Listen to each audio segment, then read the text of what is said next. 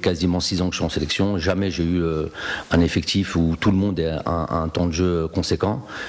Il y a des périodes, où les joueurs jouent un peu plus, d'autres un peu moins.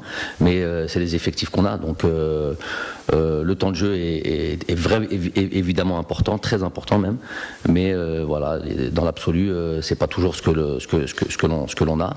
Donc on fait avec. En tout cas, les rapports qu'on a avec nos joueurs sont étroits, sont constants, sont quotidiens. Toujours pour aller au plus loin, pour aller vaincre, pour aller obtenir le résultat optimum. Ça ne changera pas. Après, on est plusieurs à vouloir la même chose, donc ça va être une lutte acharnée. Les favoris, c'est toujours souvent les mêmes. Hein, souvent les mêmes.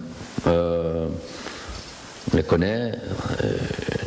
L'Égypte, le Sénégal, le Maroc, Tunisie, Nigeria, Côte d'Ivoire. Côte d'Ivoire, pour moi, gros favori, joue à domicile, ils ont une grosse équipe cette année.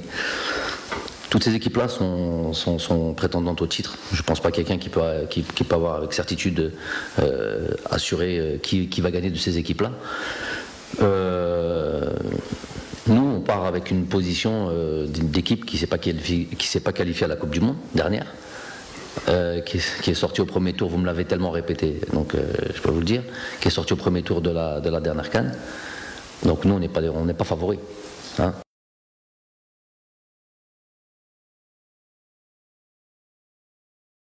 L'Angola, c'est notre premier objectif. Démarrer la compétition, on sait tous que démarrer la compétition par une victoire est essentiel. On a observé les 8 derniers matchs de l'Angola, à savoir leurs 6 matchs de qualification Coupe d'Afrique, leurs 2 matchs de qualification Coupe du Monde du mois dernier. C'est une équipe qui encaisse peu de buts, qui n'en marque pas beaucoup non plus, mais qui encaisse peu de buts. Donc ça va dans le sens de ce que tu es en train de dire, à savoir une équipe qui va être difficile à manœuvrer. Déjà par le fait qu'elle s'est qualifiée dans toute équipe qui se sont qualifiées dans cette phase finale sont des équipes de qualité.